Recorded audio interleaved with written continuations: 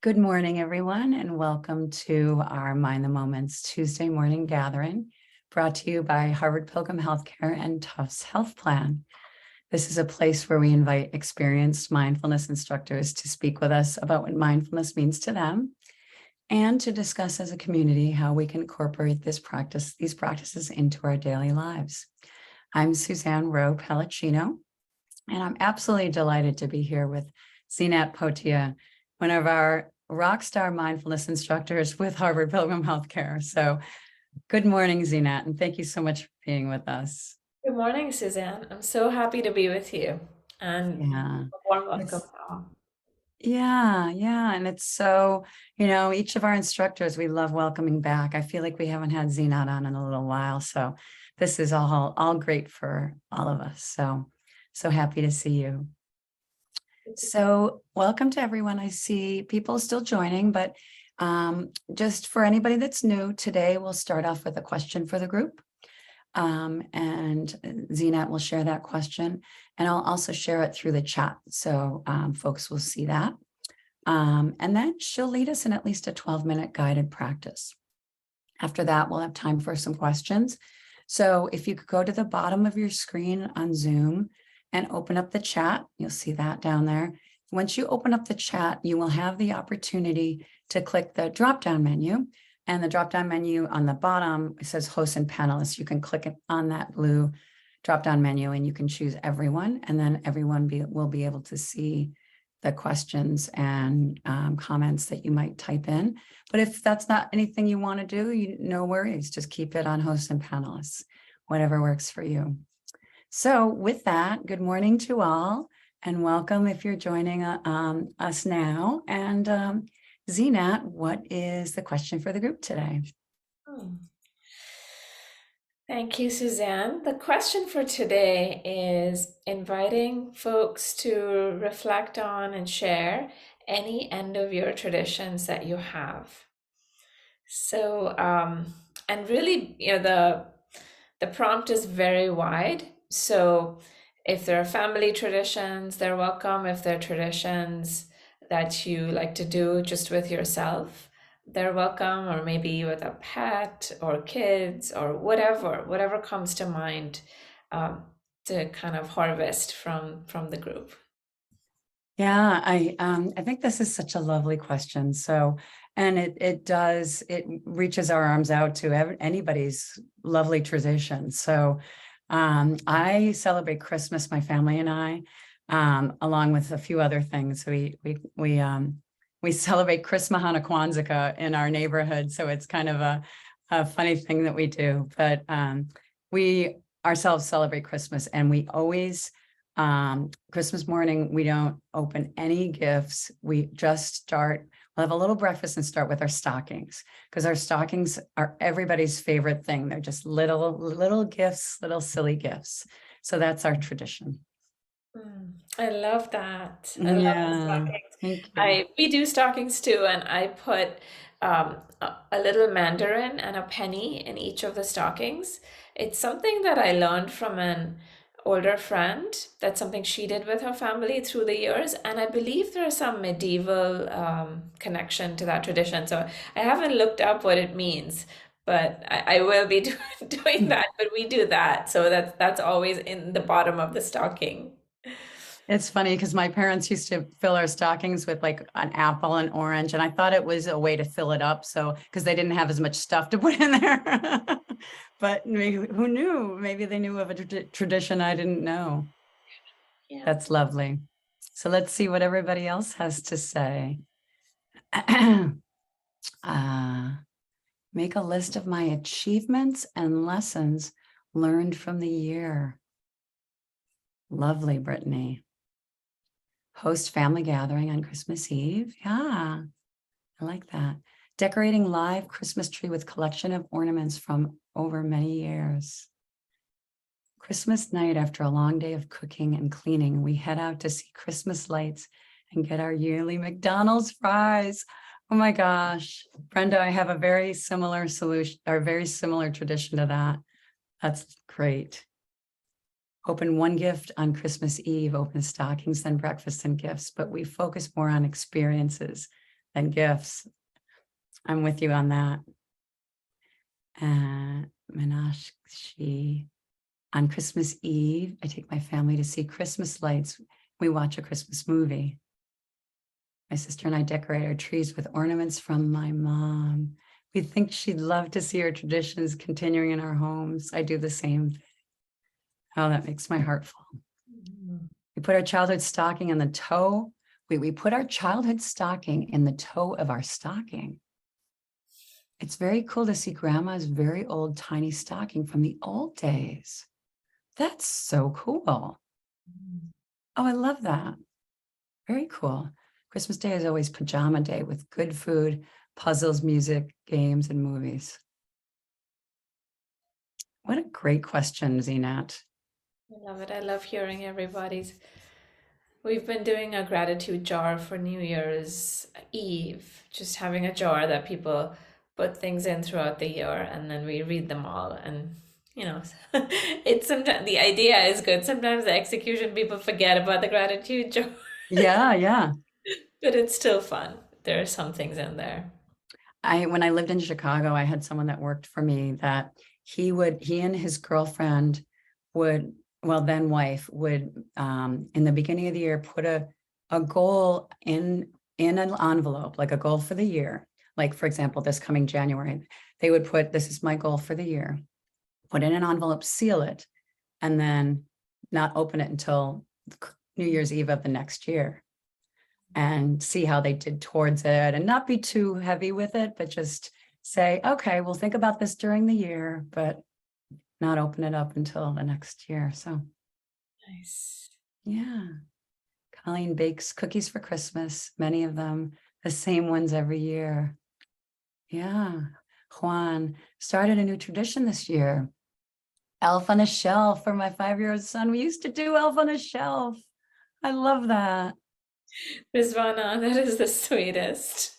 I have a baby Christmas tree already with lights and ornaments. Take the plastic off and plug it in. At the end, unplug and put the bag back on and move it back to the basement. That is just plug and I play. love it. That is perfect. Rizvana, I love that. Thank you all. Yeah, thank you. Thank you for sharing. Really brightened my morning to hear your traditions. So Yeah. wanted to offer, if we can start to transition to practice, that I just wanted to offer a reflection as we do that, to something to sit with, which is this idea of cultivating it, what we do in our practice, cultivating groundedness, clarity, connection to the here and now, this sense of being very grounded, fully awake and aware in the present moment. And from that place, we can begin to envision the future. You know, often people, when they come to mindfulness, I get this question quite often from beginners or folks who are newer to practice, where they say, well, you know, if I'm just supposed to be in the present moment, then how do I get anything done? Or am I supposed to not want anything? Or, you know, the world is burning and I'm just focusing on the present moment. They kind of feel like it can veer into a spiritual bypass territory.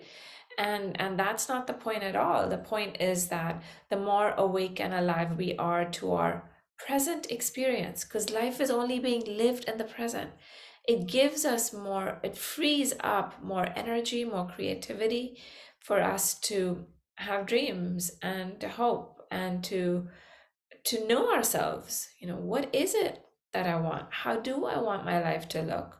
How do I want it to unfold? And so we plant the seeds for the future, but we can only plant them now, in the now. So we'll have a little more discussion after practice, but just kind of keep that in mind. And I'd like to, we can start our practice with inviting in Thich Nhat Hanh. You know, he was used extensively in his teachings, this metaphor of seeds. You know, what are the wholesome seeds? And then uprooting the unwholesome seeds. And how can we nurture and nourish the seeds? from that metaphor of gardening, we need to give water, fertilize the soil, enough light. All that happens in the present moment. We don't control the outcome of what they blossom into, but we do have control and influence over the types of seeds we want to plant. That's huge. Okay, So important and such an insightful topic. Thank you.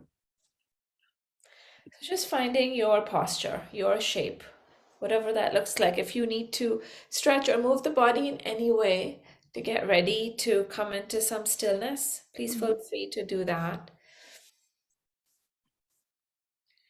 And then when you feel like you've got those wiggles out, coming into generally some uplift in the spine, nice open torso, shoulders relaxed, head and neck soft.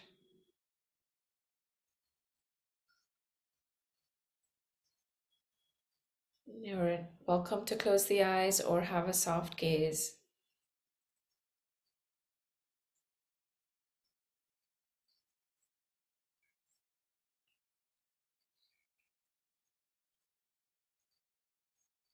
Opening to presence, opening to this sense of aliveness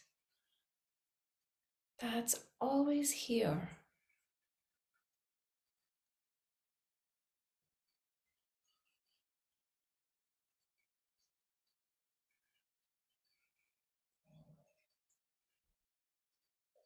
There's nothing to get and nothing to get rid of.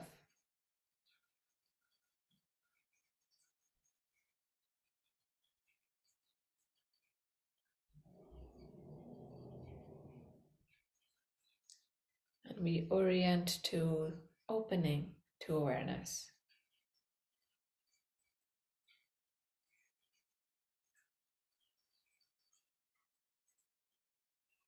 If these invitations create any sense of release or relief in the physical body, allowing and knowing, feeling into.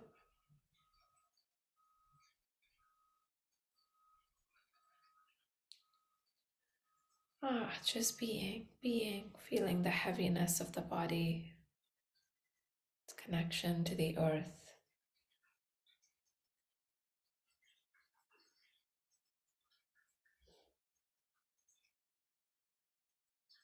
Awareness of your shape in relation to your external environment.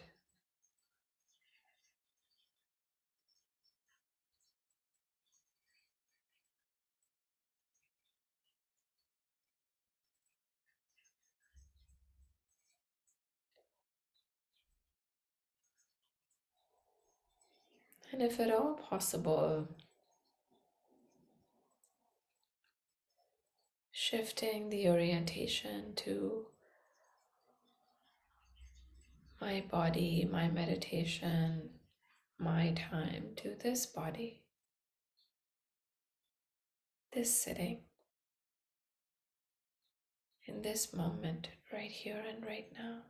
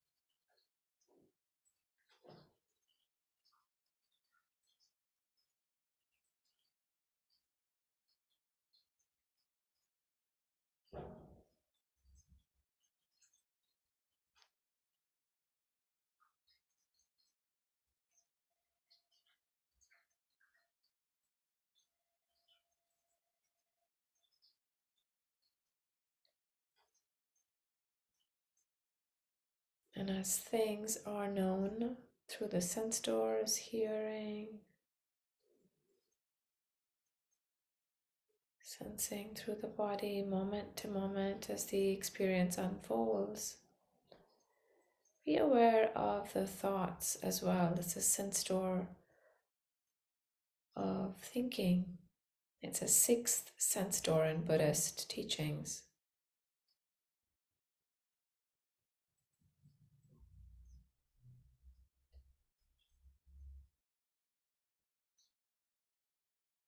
The quality of the thoughts. Just seeing, not trying to change or control or judge or fix. Just noticing.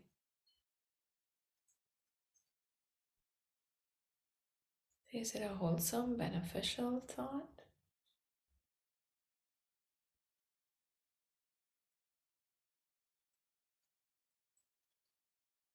Or does it have ill will, greed, delusion in it? An unwholesome thought.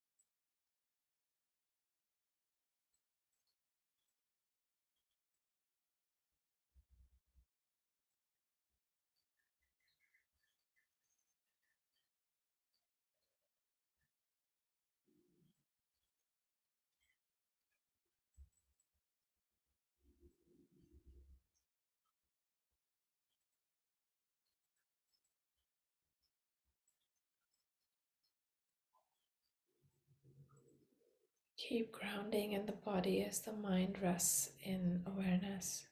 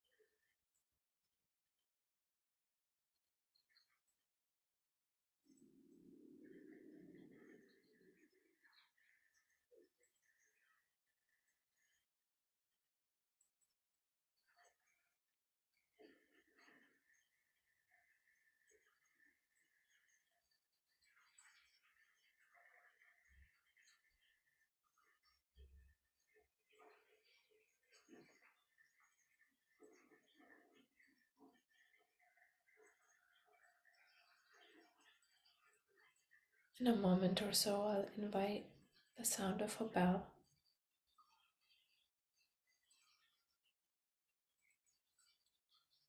And to see the bell not as an ending of practice, but as a transition.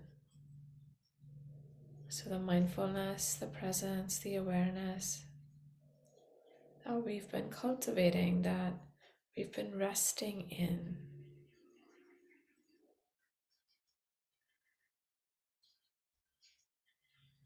can go with us. We bring it with us. It's always here. And all we're doing over and over again is opening to it again and again, remembering to open and to connect to it.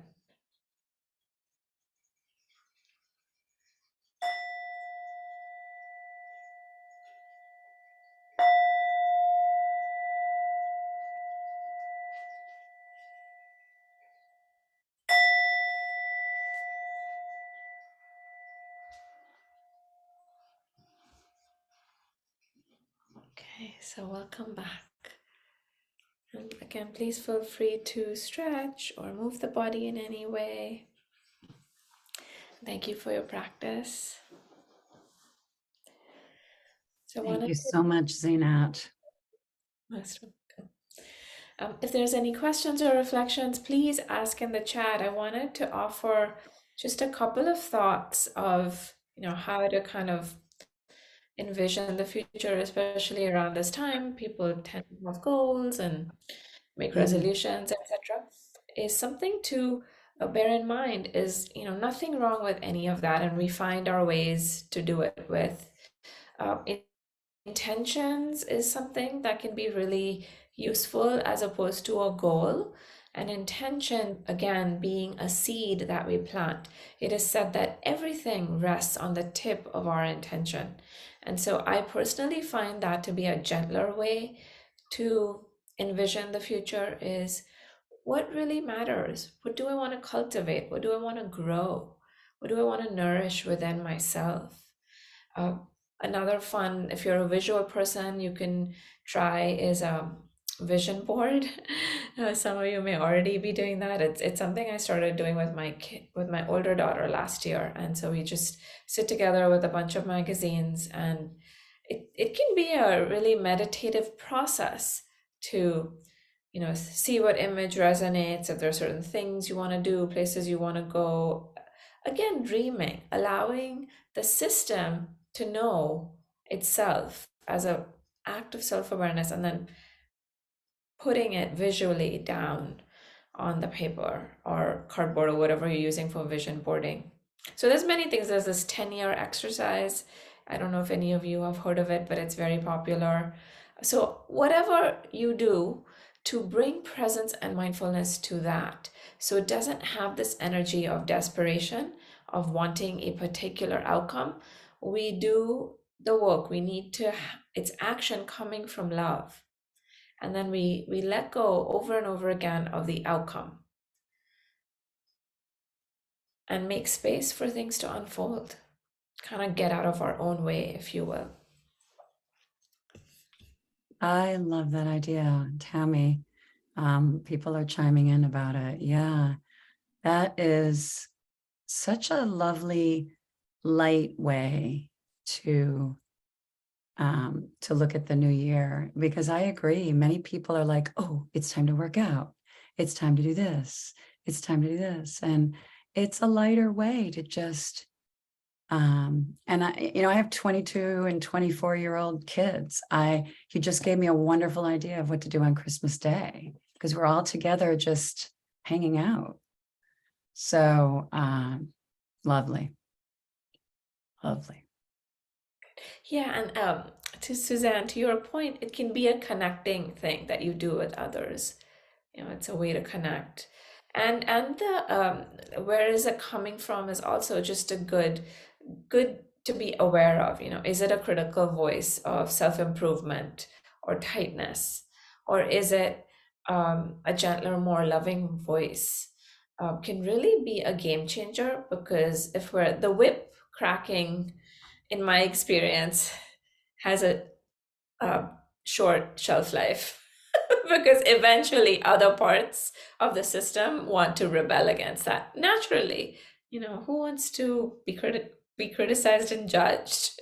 It Right. doesn't feel good. But a more compassionate voice that kind of makes it feel like we're all on the same team. It's there's more allowing, there's more tolerance for failure and for mistakes, allows for more creativity and spaciousness. Zeenat, I think you have given us some lovely, lovely things to just sit with. Julia, I'm completely with you in your comment that we tend to do this at work. Like, okay, what's our plan for work? But this is such, I can't describe it any other way, but a light way to just be with it and have fun with it. So thank you so much. And of course, we're balancing present moment along with future as I share tomorrow's link for our web. It's a Zoom meeting format for those of you that join. Cameras on or cameras off. We all hang out together and enjoy a time where I teach and we meditate together and just be together on Wednesdays. So grateful for that. And grateful for you, Zeenat, for joining us on this lovely time of year, wherever you are. And I know our Florida friend, are you on? Janice, are you the Florida friend? I think you are. So just a lovely time of year. We've got some snow in Boston, so I felt like it makes it very winter cozy time. So enjoy it, and thank you for being here. Thank you, Zeenat, for your lovely teaching. Happy to. Be well, everyone.